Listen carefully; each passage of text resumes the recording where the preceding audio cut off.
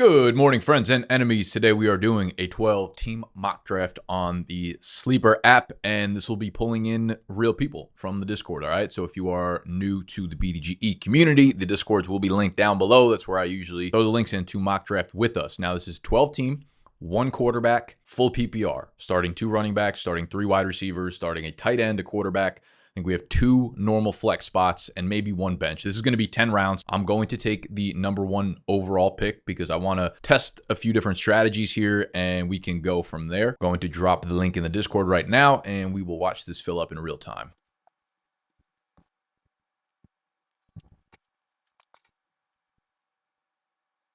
Come on, teammate. The whole world is waiting on you. Bang. All right, we got about 15 seconds that filled up. We're going to start the draft.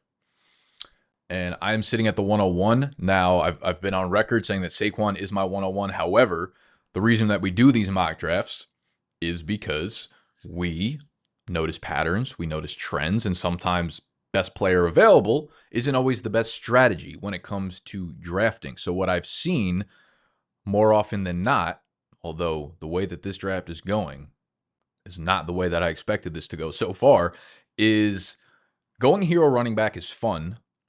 And by hero running back, that means drafting one really good running back at the beginning of the draft and then kind of peppering wide receivers afterwards because it's, relatively easy to fill your RB2 spot in a full PPR league.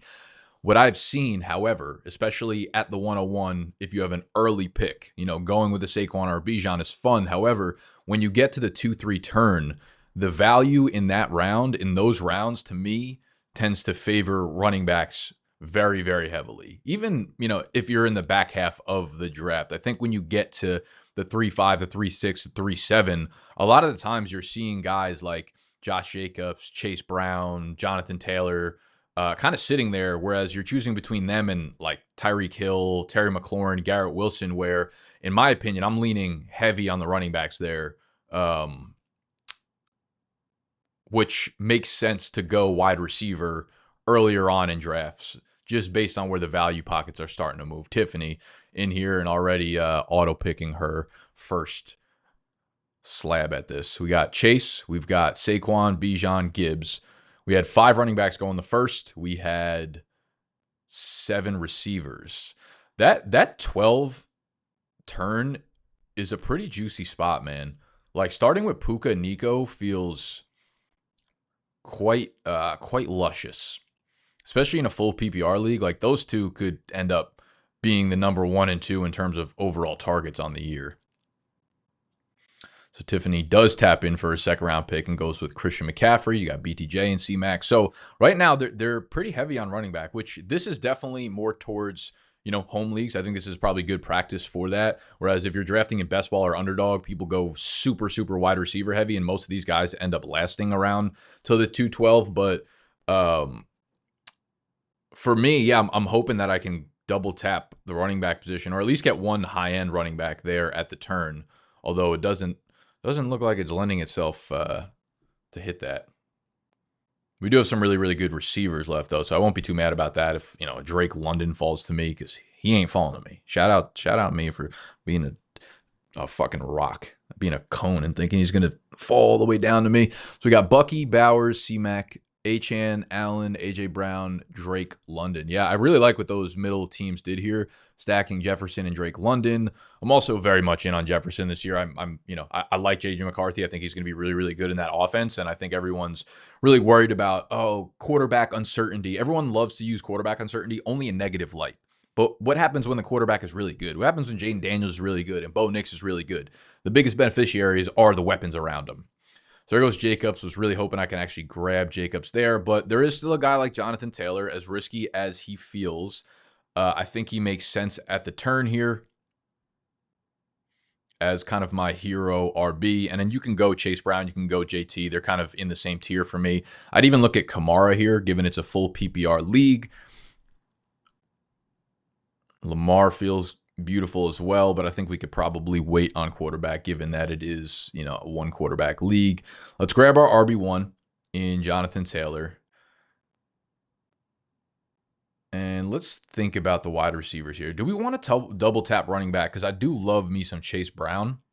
Yeah, you know what? Let's mess around and let's grab Chase Brown here. So we have our 2 running backs, and the reason I'm going to do that instead of going with a wide receiver, like JSN will probably get a million targets this year. Same thing with Garrett Wilson. So they get a boost, a little bump in PPR. But also from what I've seen from doing a bunch of mock drafts is you still will be able to get a ton of value down here in drafts. Like even when we get to the 5th, 6th, 7th round, you're getting dudes like, Jalen Waddle. As much as I don't like him, he'll probably still be a decent PPR player. Chris Godwin, Jerry Jeudy, Calvin Ridley, Khalil Shakir are all like really, really solid. Jacoby Myers, PPR players. So if they're my wide receiver 3, I could live with that. So we have our running back position pretty much shored up, and we don't have to go crazy thinking about that position again. There are some other value picks, obviously, I'll like down there, but we can kind of talk about that when we get there. So we have Terry McLaurin go off at the 3-2. So Vigel stacks Jaden Daniels and Terry McLaurin going with the full NFC East team so far. J-Train goes with Lamar, so he stacks his 2 running backs with Lamar Jackson, which I think is fine. I've really kind of gone over the hill with late round QB. Like I think it's perfectly fine grabbing a Josh Allen or a Jaden Daniels or Lamar Jackson this early in the draft. They are so far and away the biggest producers at the quarterback position. People kind of shied away from drafting early quarterbacks for a long time because there wasn't a ton of separation at the top. Like sure, you'd have a couple guys that were the quarterback 1, 2, 3, but were they really averaging 5, 6, 8 points more per game than the guys below them? Now you have the Allens and the Jacksons who are legitimately doing that. Jalen Hurts goes at the turn there. I'm not like out on Jalen Hurts. I do have him in the tier right below Allen, Jackson, and Daniels, though. I just worry about the pass offense and just how much volume is going to be there. They just didn't use his arm at all last year. The run game is just so effective, and you just run the offense through Saquon. James Cook goes at 4-4. The vibes out in Buffalo are weird for James Cook. He did report to OTAs. So he's showing up. He's staying in shape, which is obviously a good thing. I would say, though, if I'm taking a 3rd-round stab on James Cook, Ray Davis is probably getting on my team. DJ Moore at the 4-5.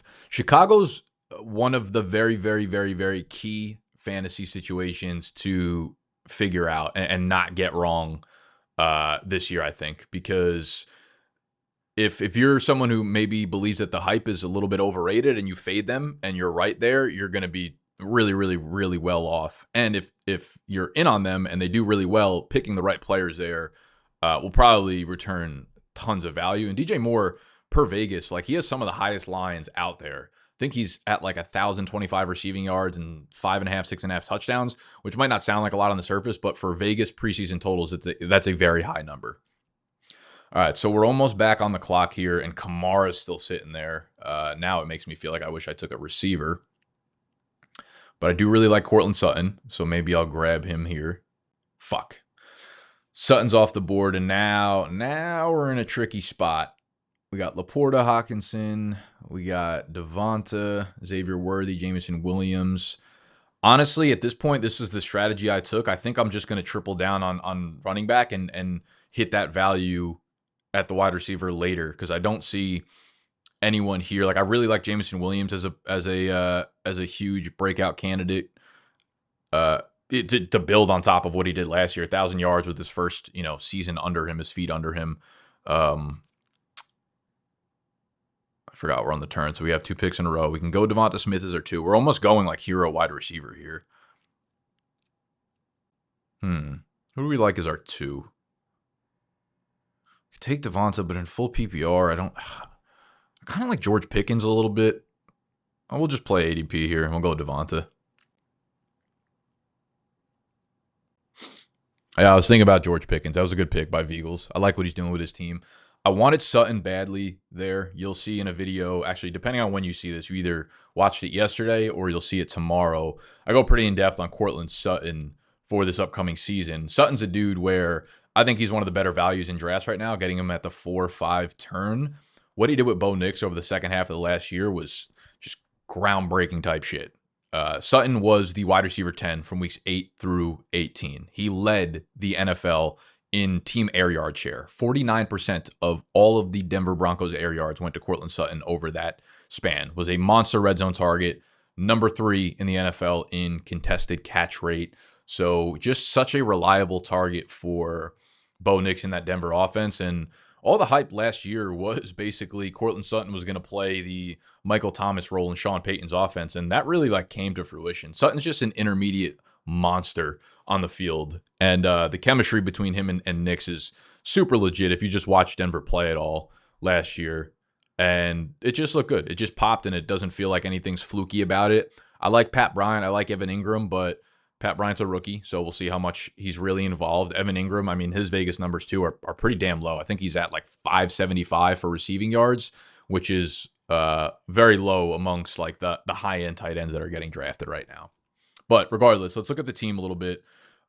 Chase as our one. So he takes a lot of the padding that we need at the wide receiver position. But then we have JT, Chase Brown, Alvin Kamara. So with JT, I'm a little bit skeptical about the offense overall. They do lose Ryan Kelly and Will Fries on the offensive line, so that might not be like, the strength of their offense anymore. But if you look at what JT did last year, by the time he was healthy, the last 5 weeks of the season, when he was finally fully back to being like the mainstay of that offense, I mean, we're talking about a dude who's averaging 29 touches per game, 150 yards from scrimmage, was scoring over a touchdown a game. Like you saw at the end of last year how they wanted to run their offense, and that's going to be probably what we see as long as he can stay healthy going into this year. So JT is the one, but Chase Brown, you guys know I love Chase Brown this year. I think he's one of the better value picks in the 3rd round. And then Kamara at the 4 feels a little bit crazy at the 412, like full PPR league. The offense is going to be terrible, but what if, I think you have to leave room for Tyler Shuck or Spencer Rattler to be like a little bit better than everyone's projecting. They're like a 4.5 win team total wise per Vegas, which I don't think is inaccurate whatsoever, but I do think it just lends itself to Kamara probably catching, 80 plus passes and being just like a high floor player. Is he as explosive as he used to be? No. Is he going to score a ton of rushing touchdowns? Probably not, but at the end of the day, Kendre Miller has showed us nothing. They drafted Devin Neal in like the 6th round. One of the other like low-key stories here that I think works in Alvin Kamara's favor as well is Taysom Hill being hurt, right? Tore his shit up at like the very end of the season, so he might have played his last snaps with the Saints. And Taysom Hill takes away from everybody in that offense fantasy-wise. And, he's a guy that was getting involved on the goal line, and I would say Kamara might have had another 3 or 4 rushing touchdowns last year if Taysom Hill wasn't there. So getting him at the 412 feels kind of fucking insane. And then we had Devonta Smith, which I'm not, over the moon about, and this is the reason why, because you have Devonta Smith where Philly is a low passing volume offense. So PPR, he takes a little bit of a hit, in my opinion. And when you look at who else is left on the board, like I don't feel that much better about Devonta Smith than even Xavier Worthy, reception-wise, Chris Olave, Chris Godwin, a Rome Odunze breakout, Calvin Ridley, Khalil Shakir. Like most of these guys, I almost have them in the same tier as Devonta Smith. You can even go all the way down to like a Jawan Jennings, a Jaden Reed, a Josh Downs, a Darnell Mooney. Like the value at wide receiver gets really sexy down in the 6th or 7th round, which is, again, why I didn't want to force the issue at running back. Tight end, I don't feel the need to force the issue either because you have great picks in David Njoku and even down to Tucker Kraft, who are 2 of my most targeted players. So we'll see who falls to me. I still think there's some pretty good value at running back here. We're obviously not going to dip into that, but if I had Cortland Sutton, I might think about taking Bo Nix here, but we don't feel like we probably need to, again, push the issue there. So I think we're just going to keep tapping wide receiver. In this format, there are 3 wide receivers in the starting lineup, and you can flex another 2. So I think just double, triple tapping this position is one that I feel really good about. So that's what I'm going to do here. I'm concerned about Travis Hunter being in the area of these names. I know he has a lot of upside, but he's not going to be the guy I take here. Godwin, the injury scares me a little bit. Emeka Egbuka scares me a little bit. The new offensive coordinator scares me a little bit. Like, what if they don't play Chris Godwin in the slot as much? I know y'all are going to hate this pick, and I'll dive into it in a second, but I'm going to take Calvin Ridley here at the 612. And then I don't think you can really go wrong between Shakir and full PPR. Jacoby Myers was a monster last year. He gets the Geno Smith injection. Hate Debo, hate Cooper Kupp. Ayuk is likely going to start on the pup. I kind of low-key like Stephon Diggs, but feels a little bit more risky than we probably need to. With Jamar Chase at the helm, I think you're just looking for guys that will score 12 to 14 fantasy points per game for you in these other slots. So we're going to take Shakir. Time to Josh Allen and not overthink it. So I actually want to talk about Calvin Ridley for a second because I tweeted something out. If you're not following me, you can go hit me at Nick Ercolano here. I tweeted something out about Calvin Ridley yesterday. I said that he feels like one of the more mispriced players in drafts right now. He's a wide receiver 37. As you can see, I just got him at the 6-7 turn. He's cracked 1,000 yards in back-to-back years. And it feels like he's been shitty the last couple of years because of where you've had to draft him. Like 2 years ago, he was like an early second-round pick because he just like made his return to Jacksonville, all that kind of shit. Last year, he was again like a fourth-round pick, fifth-round pick. And again, went over 1,000 yards in both seasons. But now you finally don't have to like pay an overindulgent price for him. And a lot of the times when you look at veteran receivers in particular that kind of break out randomly year 4, year 5, year 6, whatever, like we saw with Terry, like we saw with Cortland Sutton last year, like we saw with like Debo and Ayuk 2 years ago with Brock Purdy coming in, like the injection of a new quarterback is typically what raises the ceiling of a veteran wide receiver. And that feels like Calvin Ridley here. Like you have Cam Ward coming in. 1,000 yards last year with a combination of Will Levis and Mason Rudolph is like very impressive on its own right. Now you have Cam Ward, the #1 overall pick in the NFL, an absolute gunslinger. And Sal kind of like wrapped it up here really, really well. He led the NFL last year in unrealized air yards, meaning just like the amount of air yards thrown to him that did not come to fruition because they were so fucking inaccurate. Cam Ward led college football in deep passing last year. Again, a very high floor player, in my opinion, that has upside because Cam Ward is coming in. I'm not saying it's a guaranteed thing. Like maybe the chemistry isn't there, but I'll tell you what, they're going to have a chance to build that chemistry because they don't have any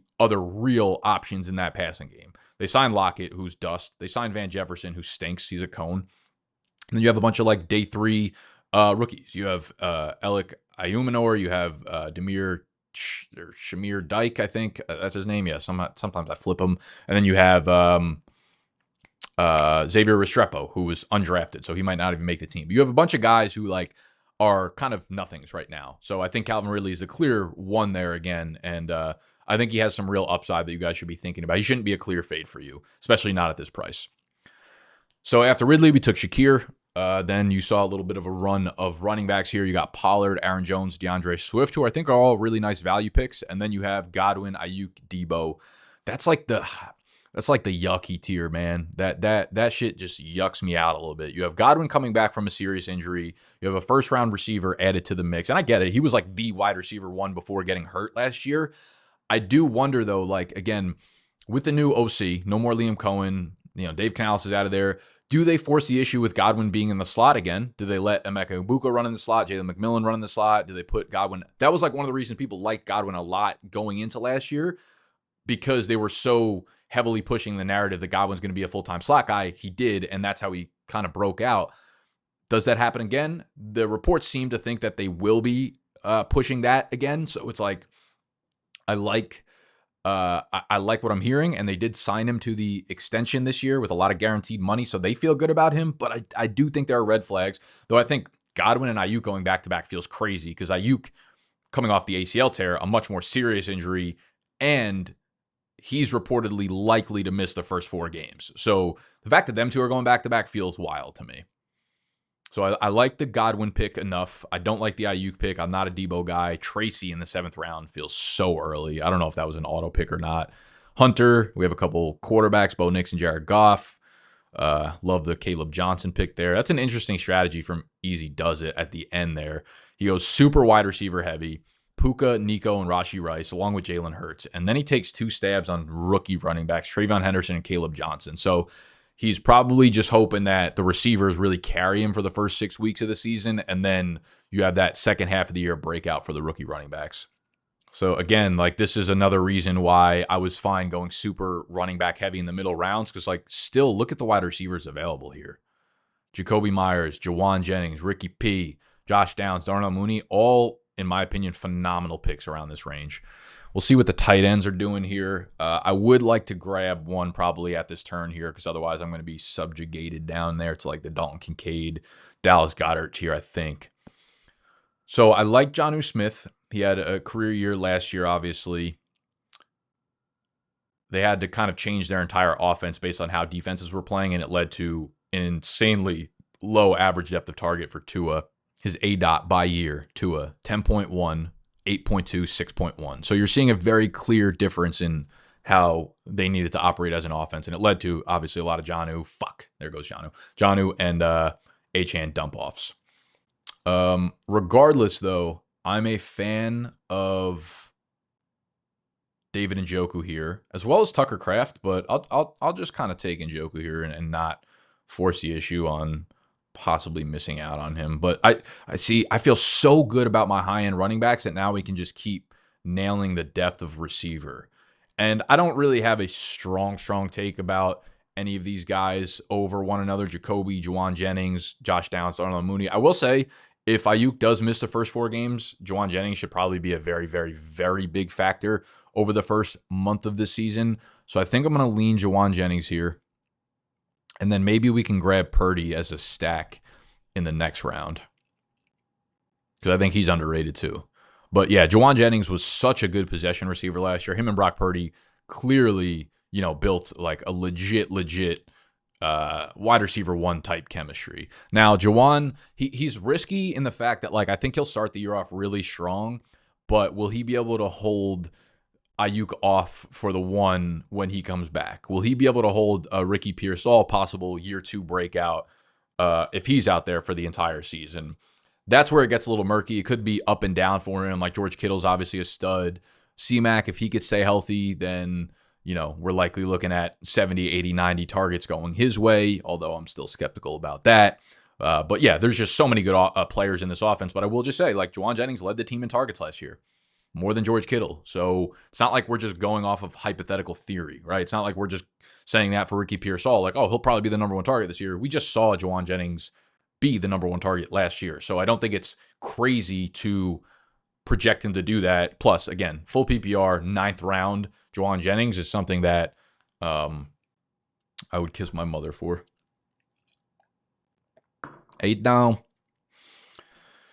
So we will have to take a quarterback next round, because I do want to make this a little bit realistic. And, I'm happy to grab any of these dudes as my starting quarterbacks, all the way down to probably Stafford, who I would have ranked above most of these guys. Kyler, I don't love, but listen, in a 1 quarterback league, 10th round, fine with him. I would prefer Brock here. I like the Caleb Williams breakout upside. Jordan Love, I don't love as much, but I'd be fine with him. Justin Fields also. A lot of these guys are top 15 guys for me. They're top 15. They're not dudes that I feel great about being my QB1, but I do kind of feel that way about Brock Purdy. And that's another it's another thing I love to look at with the Vegas lines, is just kind of getting a read for where the quarterback stats are being projected. So this gives you like bumpers, okay? So you have Brock Purdy up here at 3,850, which is higher than most quarterbacks here. Like, you have the obvious ones, Joe Burrow up at 4,200, but when you start comparing him to, he's higher than Dak, he's higher than Jordan Love, he's higher than Caleb, he's higher than, he's the same as Jared Goff, higher than Baker, higher than Stroud, Stafford, all those kind of guys. And Brock Purdy also gives you like a nice rushing floor. He's a lot more athletic than he's given credit for. And the touchdown numbers being attached to this offense, he's up at 24.5, so not like a staggeringly high number, but he's still as high as most of the guys in this tier. The Jordan Loves, the Tuas, even Bo Nix is up there, higher than Dak, higher than Stafford. The other guys like the Jared Goffs, the Lamars, the Baker, the Joe Burrows are a little bit higher than he is, but I still think like in this system, you have a really nice floor for a dude like Brock Purdy. And what did he run for last year? Yeah, 323 yards and 5 rushing touchdowns. Like, that's actually who I think he is a little bit more so as a player than what he was doing in previous years. He's a very, very good athlete. So I think Brock Purdy's one of the more under... What are we fucking doing, big dog, Cade? This is what happens when you invite your Discord members in. They want to be fat cunts and do shit like this. And take Chad Henne. Shout out for not taking Brock Purdy, though, I guess. Could be worse. Do I get Purdy? I think we are, because they have 5 quarterbacks. All these guys have QBs already. Why are we drafting 2 QBs in a 1 quarterback league? This guy is Stroud. This guy's got Herb. We got Lamar, Jaden Daniels. I think we get him. I think we get him, boys. Who else would I like down here? I like Javonte Williams. Could be the starter in Dallas. I like Tank Bigsby. Could be the best runner in Jacksonville. And there was a lot of hype around Jordan Mason. I still think he's just the number 2 behind Aaron Jones, unless Jones gets hurt. So I don't love any of the running backs here. Don't take Purdy. Don't take Purdy. Don't take Purdy. Goat. Wide receivers. I hate the wide receivers down here now. It got ugly quick. I don't hate Rashad Bateman down here. I don't hate Jack Besh. Listen, I know Jack Besh is like technically not running with the 2s, but Brian Thomas Jr. at this point was not running with the 2s last year either. It was literally Gabe Davis starting over him. Tucker Kraft's still available. So if I already had a quarterback, or if I was drafting 2 more rounds, like if I had my turn pick here, I might actually double tap Tucker Kraft with a quarterback. Because if you're going with an Njoku, I feel good about him as my starter, but I still think it might be worthwhile to stream 2 solid options between the 2. So it looks like we're going to get our guy, Brock Purdy. Shout out me. Shout out me for real. All right, so let me know how you guys feel about this team right here. We got Brock at quarterback. Our running backs are Jonathan Taylor, Chase Brown.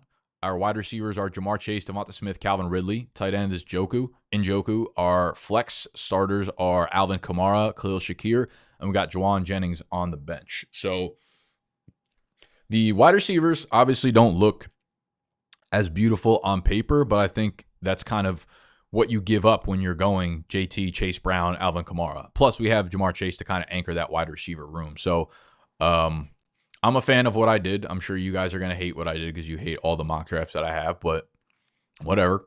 We're just here to hang out, have a bad time, and move forward. So if you enjoyed the video, make sure you hit the button that looks like this. Subscribe to the channel if you are new here. We're doing fantasy football stuff throughout the entirety of the summer, and then obviously we'll be covering you throughout the NFL season. All right? That's all I got for you today. Love you. Smoochies.